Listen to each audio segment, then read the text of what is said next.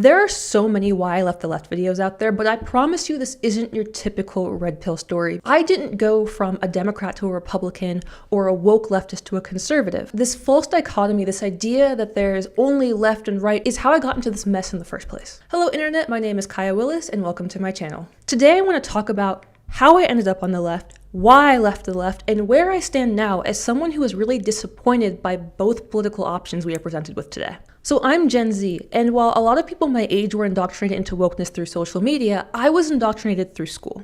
I do partially blame my home culture, especially the fact that I was raised with such a heavy emphasis on identity politics, specifically that being Black should determine the decisions that I make, especially the political decisions that I made. But the full woke hierarchy, the idea that every little thing about you had to be placed into a category of either oppressed or oppressor, that wasn't introduced to me until my school's DEI program. It was when I was attending affinity groups, which were clubs at my school that were separated by race so that we could complain about how oppressed we were, that I was first introduced to the privilege-oppressed hierarchy, or really what it was the whose feelings matter more hierarchy. I learned that white people were more privileged than non-white people, men were more privileged than women, straight people were more privileged than gay people, Christians were more privileged than Muslims, etc. And this was in a way supposed to determine a person's morality, that we were supposed to judge people not by what they say or do, but by these arbitrary labels of oppressed or privileged determined by group identity. At first, I didn't really buy into the DEI and identity politics that I was being taught because it went against what I was seeing with my own eyes. I had friends that were of every race. I had friends that were men. I had friends that I was being told were more privileged than I was, but I never felt oppressed or harmed by them. But my views pretty quickly changed in 2016 when Trump was nominated to be president. Now, I was a senior in high school when Trump was nominated to be president, and I didn't know anything about politics at the time. I wasn't following any of his speeches or anything, but I heard a lot of the adults around me, especially my teachers, saying that if Trump was elected president, he would pretty much turn America into this post-apocalyptic hellscape, that all of my rights would be violated and I would either be enslaved or put into a concentration camp because I was a Black woman. Now, let me clarify that I was going to high school in Texas at the time, which is a very Republican area, so a lot of my friends were supporting Trump. Now, I never actually questioned why they were supporting Trump or, again, asked about any of his policies or things that he was saying. I just assumed that my friends, my white friends, my male friends, were voting for someone that wanted to hurt me and violate my rights because they were privileged, because that was what I was being told and taught in school. So the next year I went to college and I went to school at MIT in Boston, Massachusetts, which is one of the bluest cities and one of the bluest states in the country. And there, the DEI and identity politics culture was even more intense than it was at my high school. Everyone that I met was paranoid out of their minds at the thought of offending someone, and this was because there were very serious social and sometimes academic repercussions for doing so. The DEI department at MIT was super intense. You could get in serious trouble for offending someone with hate speech. And hate speech is not a very clearly defined term. It pretty much means, 1, did you offend someone? 2, how badly were their feelings hurt? And 3, where are they relative to you in the hierarchy? And that's going to determine how bad your repercussions are. Now, I don't want to pretend that this had, nothing to do with me and everything to do with the people around me. There was no one putting a gun to my head and telling me I had to accept these crazy ideas.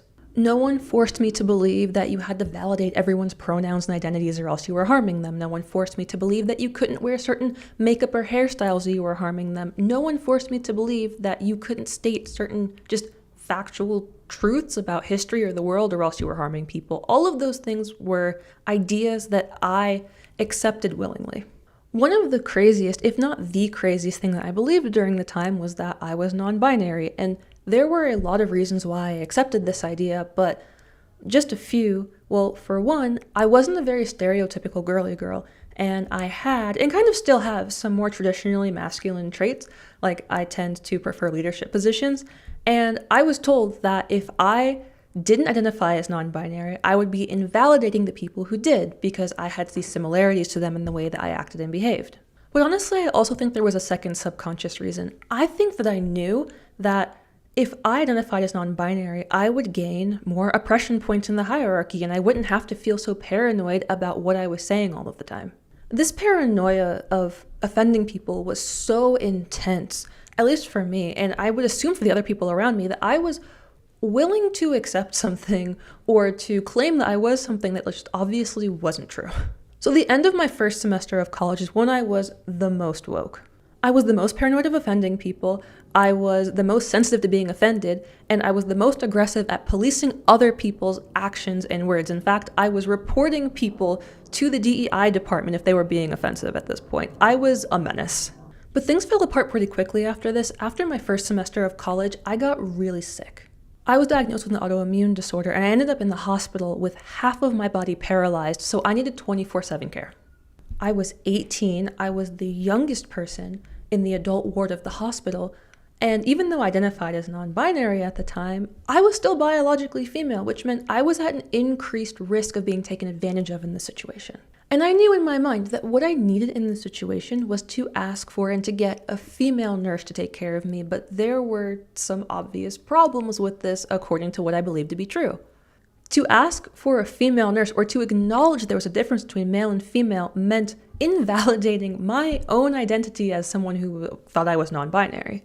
But really, more importantly, at least at the time, this was my focus, was what if the hospital's definition of male and female was not the same definition of what I was asking for when I asked for a female nurse? What if I asked for a nurse that was a woman and I got a nurse who identified as a woman but wasn't what I was asking for?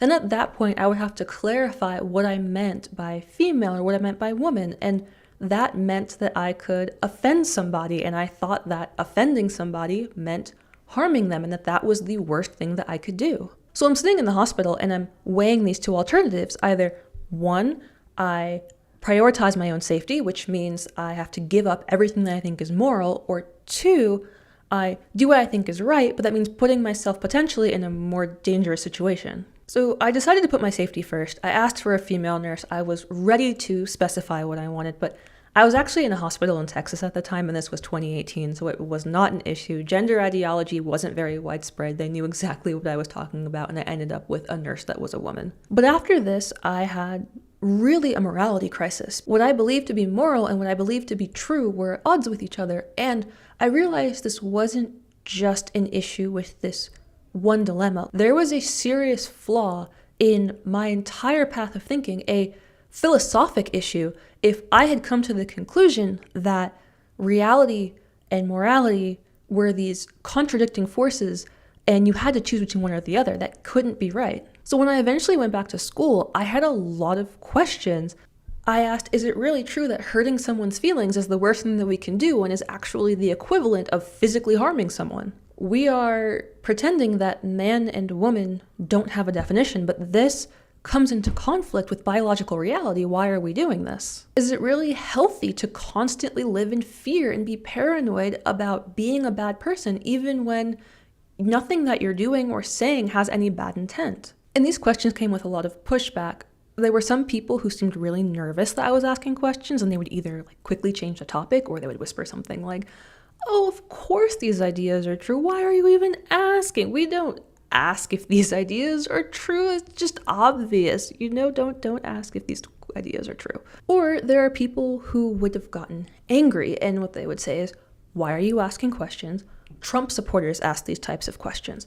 Fox News right-wing conspiracy theorists ask these types of questions. Are you a Trump-supporting, Fox News-watching, right-wing conspiracy theorist? Because that means that you're against us. Either you're with us or you're against us. And if you're asking these questions, you're siding with the people who are, trying to enslave you and put you in concentration camps and doing all of these evil things." And these reactions were a very obvious red flag. And I wish that this was the point when I realized that I was in kind of a cult, but unfortunately I didn't. If you haven't realized, everything that I believed at this time was something that somebody else said that I just blindly followed as if it was true.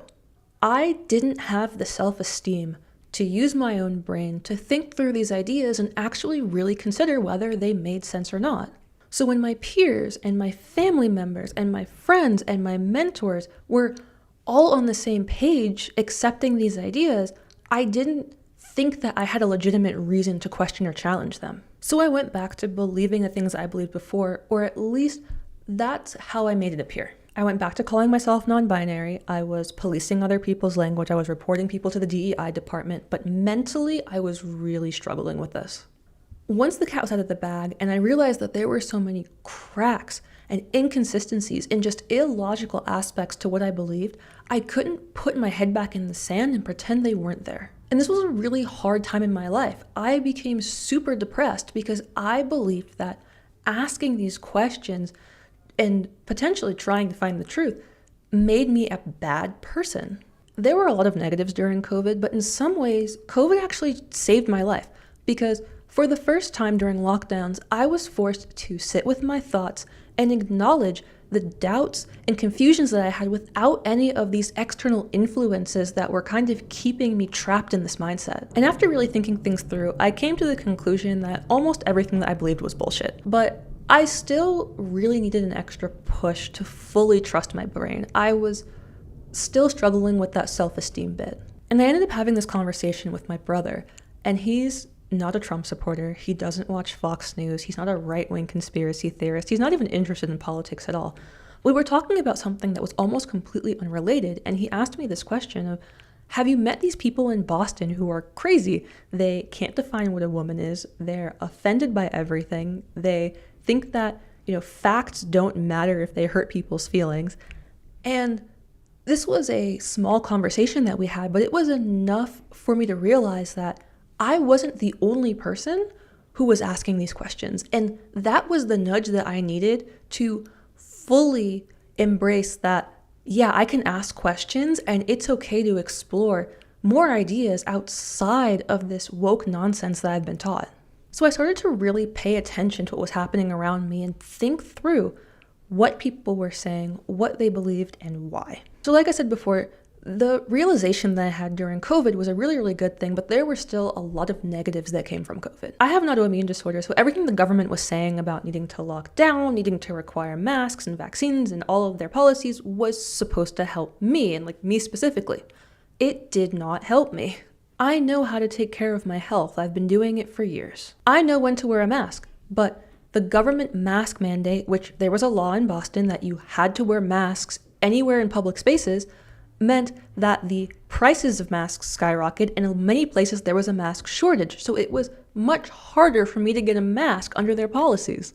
I needed to go to my specialist to get treatment from him, but I had to travel to get there. The government was requiring vaccines to fly, and I can't get certain vaccines, especially when they're experimental. So I either had to put my health at risk by getting the vaccine or put my health at risk by not getting the vaccine, but that meant that I couldn't travel to see the one specialist who can treat my rare autoimmune disorder. I wanted to stay home and not have to go out to get groceries and supplies, but when they shut down all businesses that were considered non-essential, it meant that the businesses that were considered essential got flooded by people. So again, there was a shortage in all of the necessities in food and medical supplies, and everyone knows toilet paper, and because a lot of the delivery services were shut down too, I had to leave my house physically to go get supplies that they were often out of. It did not make my life better. None of these policies made my life better. And I remember talking to my friends, some of my friends who were woke leftists, and telling them, hey, I have an autoimmune disorder and these policies are not helping me. I don't think I support them. And their response was, are you listening to Trump supporters? Are you watching Fox News? Are you suddenly a right-wing conspiracy theorist? A little while later, the BLM riots happened, and I had friends who couldn't leave their houses because they were under curfew from these riots. So first, let's acknowledge that these riots stemmed from non-factual beliefs about a police shooting. I remember asking questions like, do you really think that burning down buildings and businesses is going to get you what you want in this situation, which is policy change? And the response that I got to questioning the riots was, can you guess? That I was a Trump-supporting, Fox News-watching, right-wing conspiracy theorist. There were obviously no actual facts or logic or even thought behind a lot of these beliefs that people had around me. It was purely them repeating stuff they heard from other people, which was the same thing that I was doing. And they were doing it because they believed that it made you a good person, that parroting things that you hear without thinking it through, without questioning whether this actually makes sense, is how you are a good, moral person. Now, 2020 is where a lot of people had their red pill moments, where a lot of people, they left the Democrats and they said that they became conservatives, they became Republicans, and they had some sort of enlightened moment where everything on the right, everything that was Republican or conservative was true. And let me be honest, when I left the left, I first called myself a conservative, but it wasn't because I believed everything the conservatives said. It was because I saw it as kind of the lesser of two evils. When I actually took the time to explore the full range of ideas that are out there, because there's more than just woke or conservative, there's more than just Democrat or Republican, I realized that I don't have to call myself a conservative. I don't have to call myself woke. I don't have to use either of these labels, and I can reject them both, and I did. Really, I think the conservative movement has almost all of the same issues as wokeness. A lot of conservatives are offended over everything. Look at how many conservatives get upset when they see a man wearing a dress, or a woman saying that she doesn't want to get married or have kids, or someone speaking Spanish instead of English, like at a grocery store. The conservative movement doesn't value facts and evidence. They're just as bad with trusting faith and belief and feelings or what they heard or read from somebody else. Most conservatives are religious, and just like with wokeness, there really isn't any facts or evidence behind, say, gender ideology or like Christianity. And I talked about being called a conspiracy theorist for being a conservative, and I kind of joked about it, but there are a lot of conservatives who will believe everything that comes out of Fox News or Tucker Carlson or Candace Owens without any evidence to back up their views or to back up what they think or what they're claiming.